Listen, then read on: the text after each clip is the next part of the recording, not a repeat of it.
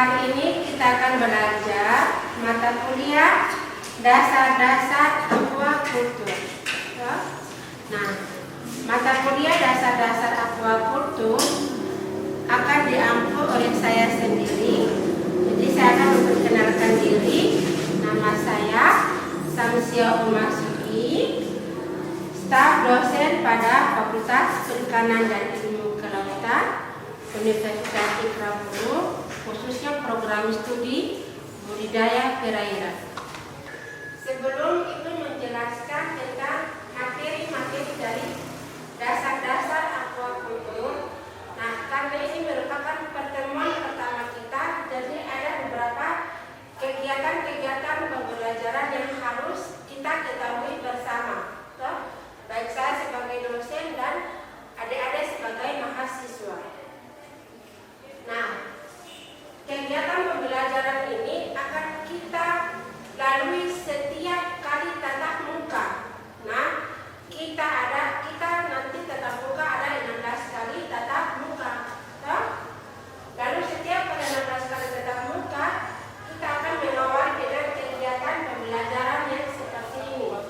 Nah, yang pertama itu adalah mengucapkan salam. Sudah tadi kita lakukan bersama-sama. Kemudian yang kedua itu adalah membimbing mahasiswa berdoa. Jadi kita juga akan berdoa bersama.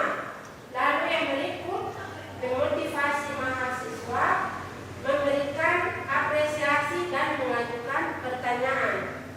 Yang keempat, menuliskan topik yang akan dipelajari, yakni konsep dasar dan ruang lingkup aquacultur.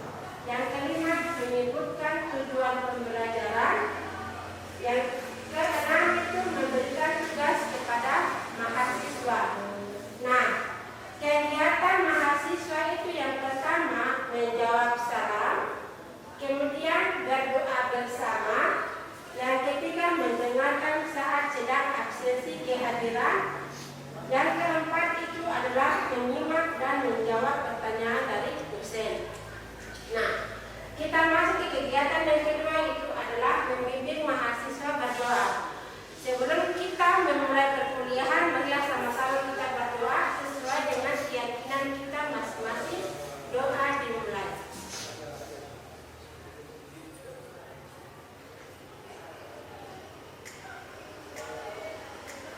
Doa selesai. Yang berikut adalah pengambilan absen.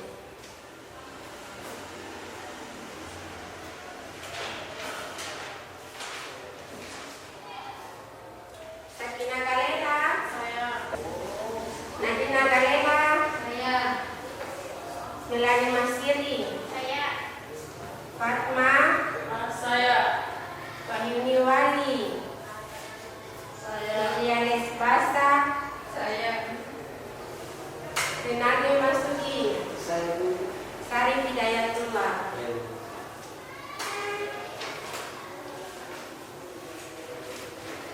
Jadi semua hadir ya? Ya.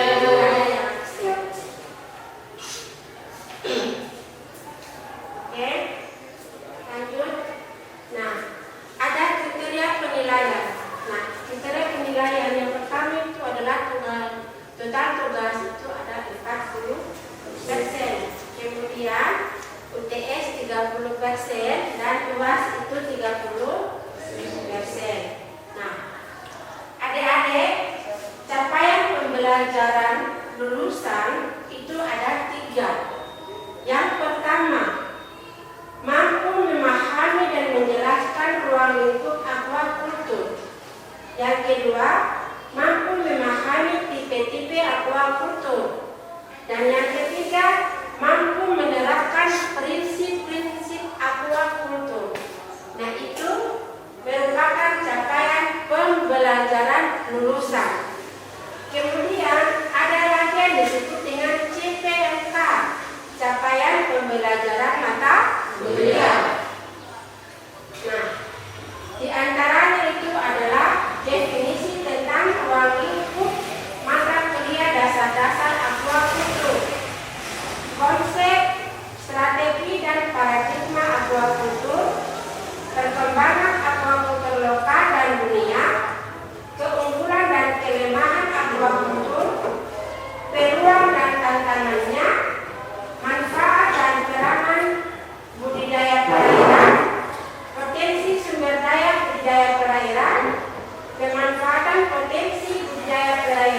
jenis atau macam aquacultur, persyaratan pengembangan aquacultur, teknologi aquacultur, rekayasa, jenis ikan budidaya dan teknik produksi benihnya, wadah dan pengairan aquacultur, pengelolaan budidaya, pengendalian pertumbuhan plankton, tumbuhan binatang air, pengendalian hama dan penyakit, budidaya ikan terpadu, dan yang terakhir itu adalah sosioekonomi aquacultur. Nah, setelah CPMK maka ada yang namanya dengan satuan acara pembelajaran atau disingkat dengan SAP. Nah, SAP ini mengatur kita untuk buat 16 kali tatap muka. Nah, untuk tatap muka yang pertama itu diawali dengan ruang lingkup dasar-dasar aquacultur. Karena materinya full, maka Ibu gabungkan menjadi 2 kali pertemuan dalam 1 kali tatap muka. Kemudian di tatap muka pertemuan yang ketiga itu adalah konsep perkembangan aquacultur, keunggulan dan kelemahannya. Yang keempat, tatap muka yang keempat itu adalah manfaat, peranan, potensi, pemanfaatan sumber daya serta jenis budidaya perairan. Pertemuan yang kelima, macam-macam aquacultur. Pertemuan yang keenam, persyaratan pengembangan aquacultur. Pertemuan yang ketujuh, teknologi aquacultur dan rekayasa. Pertemuan ke-8 itu kita akan UTS. Jadi UTS kita itu akan mempelajari tentang, kalian akan belajar dari materi pertemuan yang pertama sampai pertemuan yang ke-7. Nah, kita akan UTS di situ. Toh? Nah, selanjutnya di pertemuan yang ke-9 itu adalah jenis-jenis ikan dan teknis produksi benihnya. Pertemuan yang ke-10 ada wadah dan pengairan aquacultur. Pertemuan ke-11 lanjutan wadah dan pengairan aquacultur. Pertemuan yang ke-12 pengelolaan budidaya. Pertemuan ke-13 lanjutan pengelolaan budidaya. Pertemuan ke-14 budidaya ikan terpadu. Pertemuan ke-15 sosial ekonomi aquacultur. Nah, pertemuan yang terakhir itu kita sudah dihadapkan dengan UAS atau ujian akhir semester. Nah, ini adalah satuan acara pembelajaran yang akan kita lalui setiap minggu sampai ke pertemuan yang ke-16.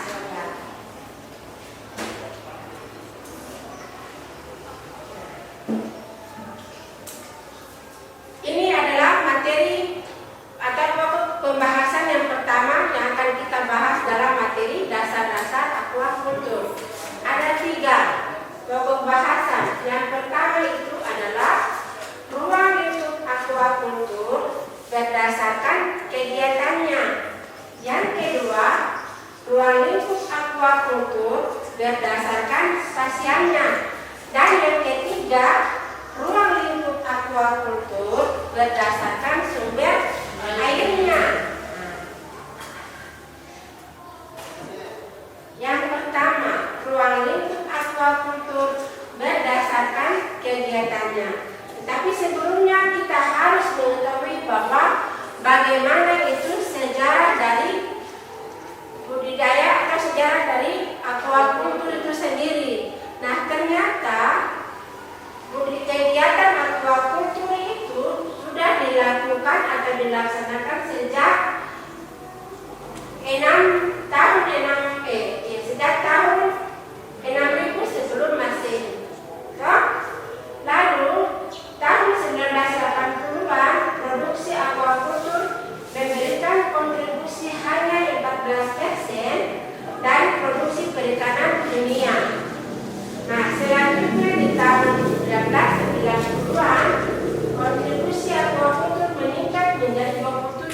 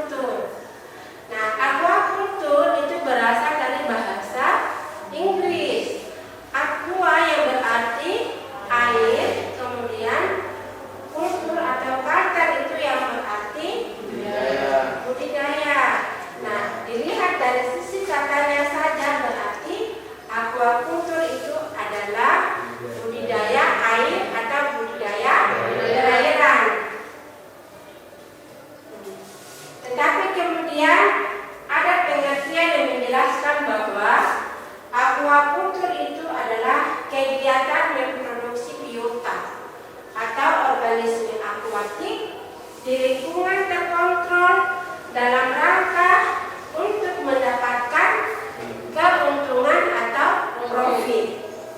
Nah, Ibu ulangi bahwa pengertian daripada aquaculture itu adalah kegiatan memproduksi biota dalam kurung organisme akuatik di lingkungan terkontrol dalam tujuan untuk mendapatkan profit atau keuntungan. Nah,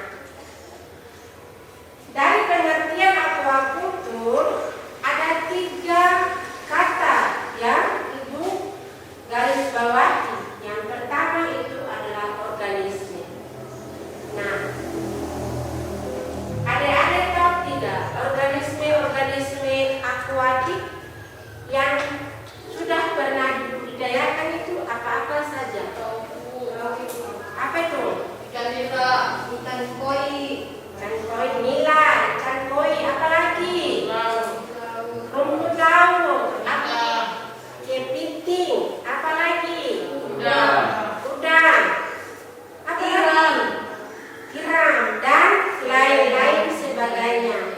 Berarti ternyata adik-adik sudah mengetahui organisme-organisme yang sudah dibudidayakan.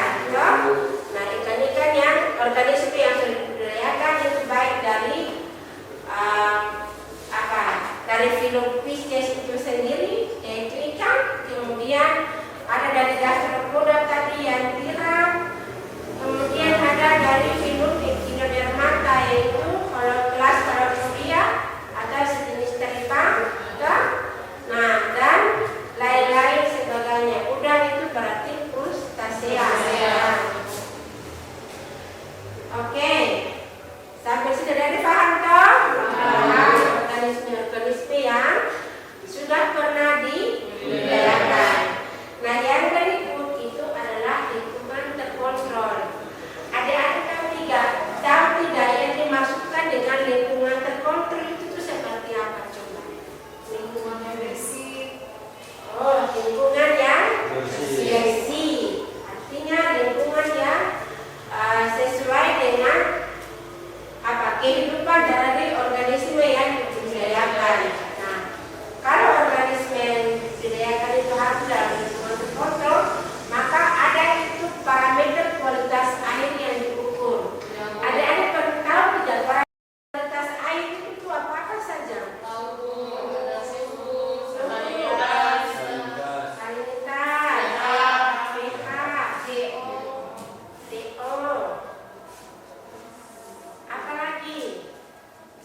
Parameter kualitas air tadi salinitas sudah, suhu sudah, pH, kemudian DO, lalu ada juga nitrat, kemudian ada nitrit, dan lain-lain. Nah, parameter kualitas air itu sangat penting untuk kehidupan organisme, tergantung dari lingkungannya.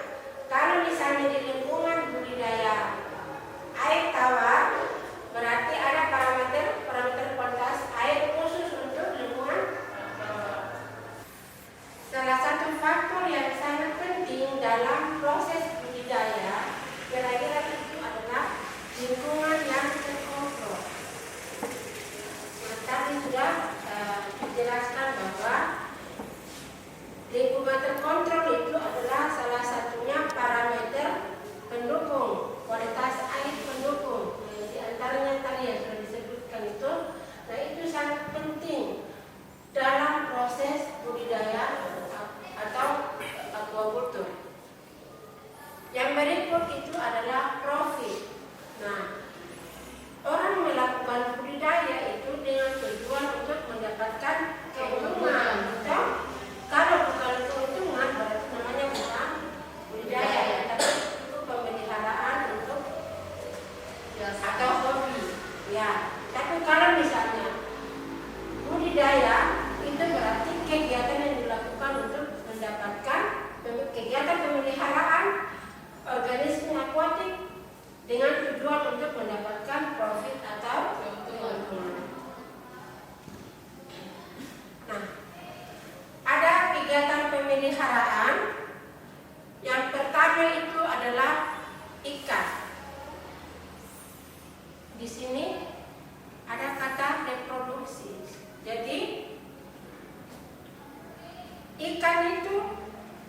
Dikatakan reproduksi berarti sudah melalui proses yang namanya pemijahan. So, nah, ketika terjadi pemijahan, itu pertemuan antara sel, sperma dan sel telur.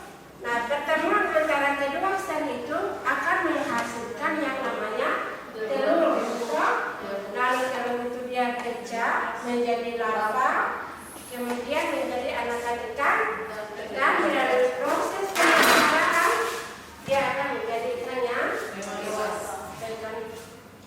dewasa. Lalu ada lagi kata menumbuhkan di situ. Kalau menumbuhkan di sini ibu mengambil contoh yaitu rumput laut. Kalau rumput laut itu biasanya proses penanamannya itu dari masih ukuran yang kecil atau cuma beberapa ons.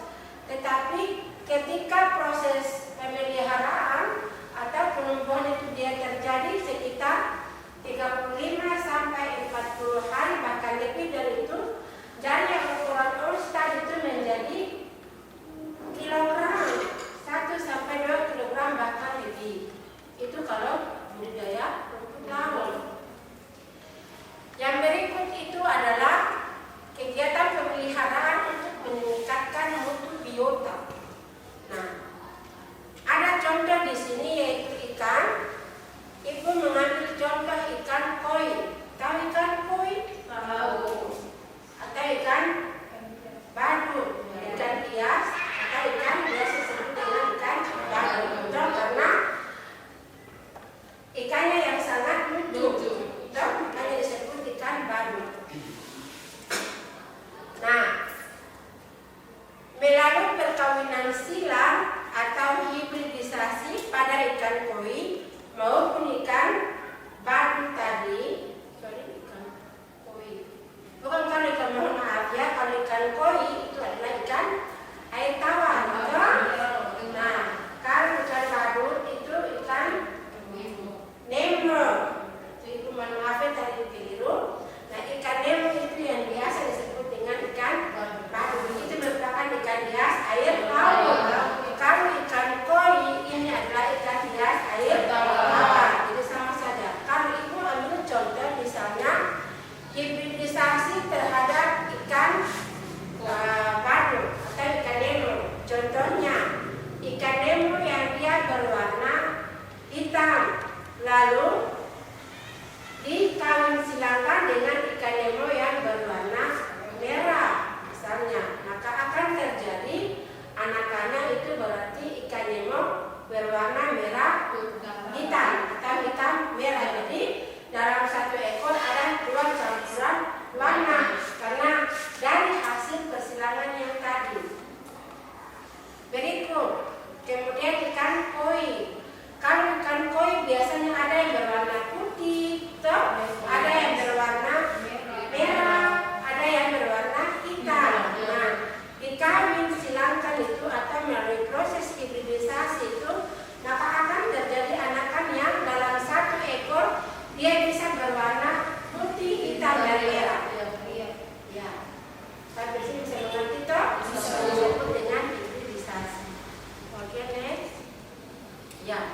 Jadi adik-adik, kegiatan budidaya itu tidak asal-asal orang melakukan kegiatan budidaya. Nah, di Indonesia ternyata sudah diatur dalam Undang-Undang Nomor 31 Tahun 2014. Nah, dalam undang-undang dia menjelaskan bahwa pembudidaya ikan adalah kegiatan untuk memelihara, membesarkan, dan atau membiarkan ikan serta memanen hasilnya dalam lingkungan yang terkontrol.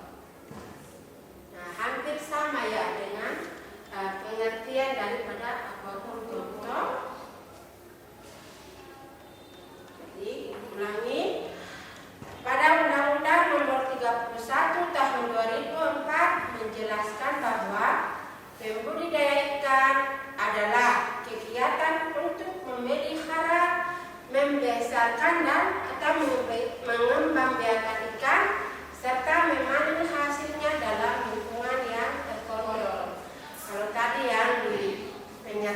buah kultur itu untuk mendapatkan tujuan yang terakhir itu mendapatkan profit atau keuntungan.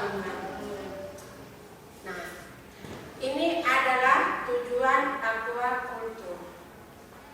Yang pertama itu adalah meningkatkan jumlah pangan. Nah, pangan yang dimaksud ini apa? Ikan tadi. Jadi ternyata ketersediaan ikan di pasar itu sesuai dengan semakin meningkat jumlah penduduk, toh berarti kebutuhan akan ikan itu juga semakin meningkat. Betul Pak Seh? Betul. Karena sekarang orang sudah mulai sadar akan kandungan gizi dari ikan. Toh? Terus dengan berbagai perkembangan bahwa ternyata mengkonsumsi daging-daging itu tuh ada memang beberapa orang yang bisa menderita sakit atau penyakit yang diakibatkan oleh memakan daging-daging hewan ternak. Nah, dari situ orang mulai beralih ke makan ikan. Nah, sekarang dengan ada gerakan oleh pemerintah itu namanya apa? Gerakan makan ikan. Gemarikan kan? Gemari. Nah, itu gerakan makan ikan yang digerakkan oleh pemerintah supaya meningkatkan kesadaran masyarakat akan pentingnya mengkonsumsi ikan. Nah, selain kandungan gizinya yang tinggi dan ketersediaannya di pasar yang selalu tersedia. Toh? Jadi salah satu tujuan dalam aquaculture itu adalah meningkatkan jumlah pangan. Yang kedua, mengimbangi penurunan persediaan ikan secara alami. Adik-adik, kita ketahui bahwa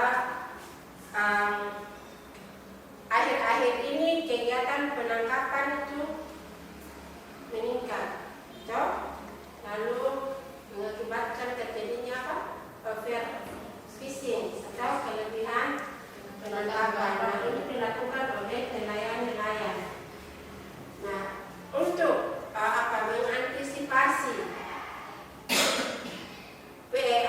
mengantisipasi persediaan ikan itu dengan cara melakukan aquaculture atau budidaya.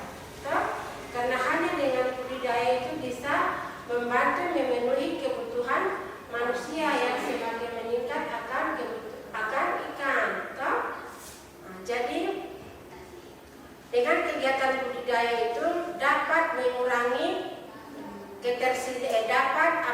meningkatkan ketersediaan ikan yang diakibatkan oleh penurunan persediaan ikan yang dilakukan oleh penangkapan. Kemudian yang berikut itu adalah meningkatkan produk lain seperti mutiara, kemudian rumput laut dan lain-lain. Nah, biasanya mutiara itu orang cari secara alami dulu. Kemudian rumput laut juga didapatkan dengan cara yang cukup untuk mengambil ketika terjadi surut, maka orang akan turun untuk mencari rumput laut. Tetapi dengan perkembangan ilmu dan teknologi saat ini, rumput laut serta tiram mutiara itu sudah berhasil dibudidayakan. Nah, sekarang mendapat mutiara tinggal saja ini karena selalu tersedia dengan kegiatan budidaya. Begitu juga dengan rumput laut. Nah, rumput laut ini selain kandungan gizinya yang tinggi, dia juga digunakan untuk produk-produk kecantikan dan juga obat-obatan. Nah, lagi marak ini sekarang oleh pengusaha-pengusaha. Nah, akhirnya rumput laut sekarang sudah meningkat. Yang dulunya masih tahun 2000 itu masih ingat sekitar tahun 2015-2014 itu harga rumput laut per kilogram yang kering itu sekitar Rp7.000. Tapi sekarang untuk 2021 itu sudah mencapai 25 per kilogram kering. Nah, rumput laut yang dibudidayakan, alhamdulillah kita untuk di Kabupaten Bulu sudah berhasil karena gagal, ya kemungkinan karena pengaruh kualitas air. Tetapi alhamdulillah melalui bantuan dari pemerintah provinsi lewat BPBL, akhirnya ada laut hasil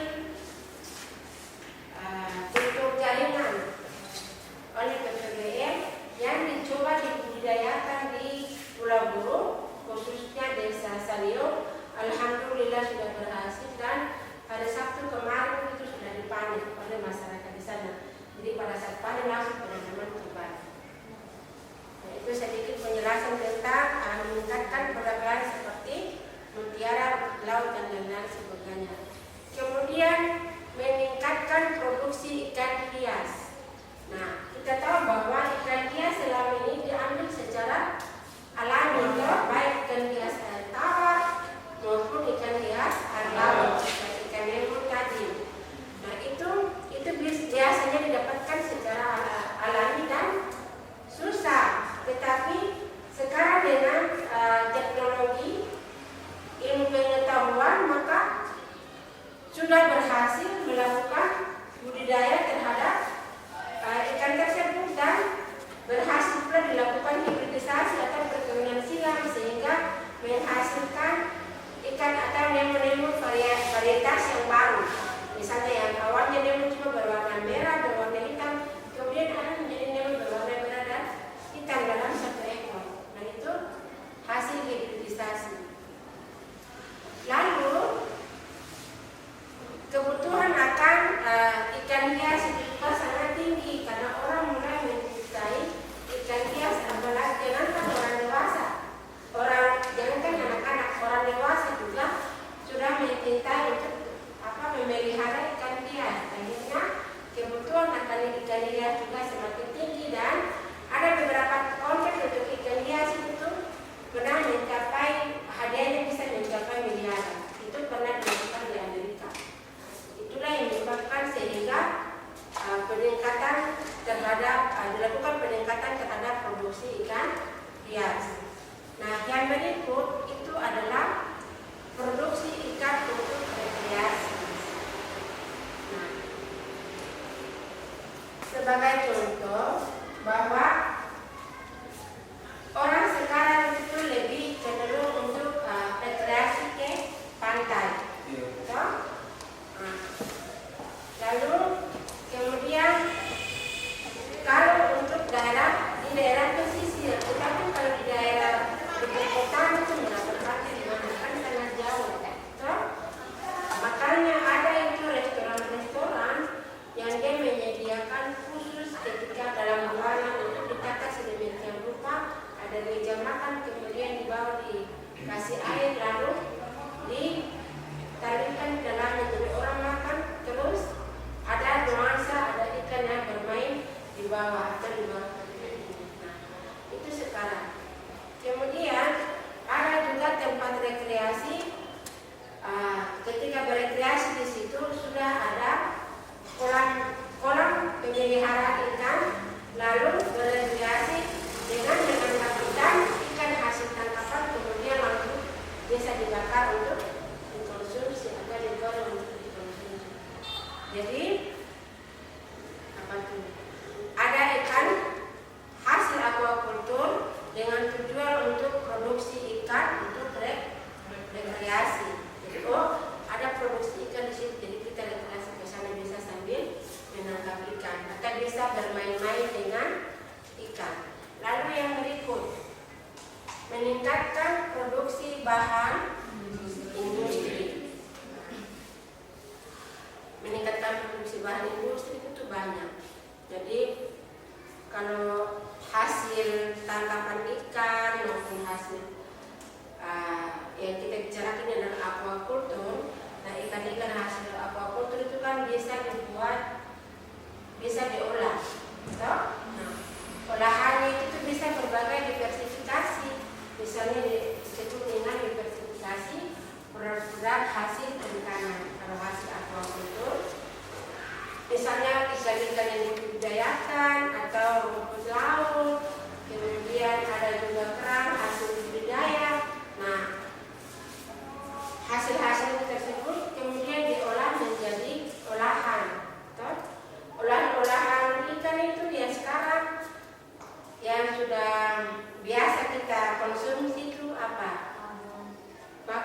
ikan, abon ikan, kemudian apa lagi? Mie ikan, nugget, toh, kerupuk, stik, toh, nah, dan lain-lain. Merupakan hasil olahan dari ikan. Nah ini meningkatkan produksi bahan industri. Jadi ketika ikan ada, jadi industri pangan yang mengolah untuk olahan apa saja bisa dengan mudah mendapatkan ikan. Toh? Nah, baik, kita berikut kegiatan aquacultur. Nah, kalau kegiatan aquacultur itu dijelaskan di sini ada sekitar 8. Yang pertama, mulai dari pengadaan benih. Toh? Nah, pengadaan benih. Kemudian setelah pengadaan benih, nah ini kegiatan ini dilakukan ketika sudah ada lokasi budidaya atau lahan budidaya yang sudah disiapkan. Toh? Lalu setelah lahan budidaya sudah disiapkan, otomatis akan dilakukan proses pengadaan benih. Nah, ketika benih sudah ada, selanjutnya akan dilakukan penebaran. Toh? Nah, setelah penebaran, meningkatkan produksi makanan alami. Kalau ikan itu, ikan benih itu makanannya adalah alami. Makanan alami itu apa? Plankton. Nah, plankton itu terbagi atas 2, ada fitoplankton dan ada zooplankton. Kalau fitoplankton itu berarti apa? Tumbuhan. Kemudian zooplankton itu. Nah, siapa yang bisa mendefinisikan pengertian daripada plankton? Nanti pengertian daripada plankton.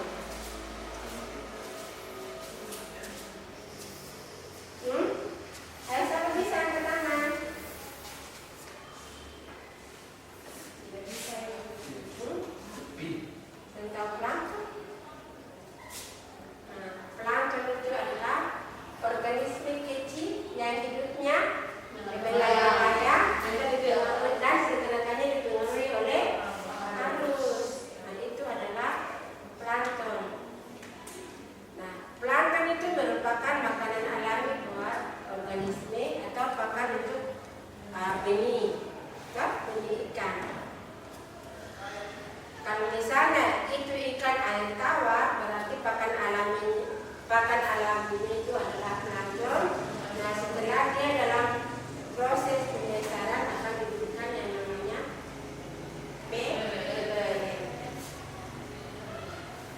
Yang berikut itu adalah mengontrol parasit dan penyakit. Nah, tentunya dalam budidaya itu harus ada pengontrolan parasit, kemudian penyakit supaya menghindari terjadinya kegagalan budidaya. Kalau misalnya ada organisme yang sakit, parasit ini kan ibarat dia adalah apa ya? Parasit itu organisme pengganggu.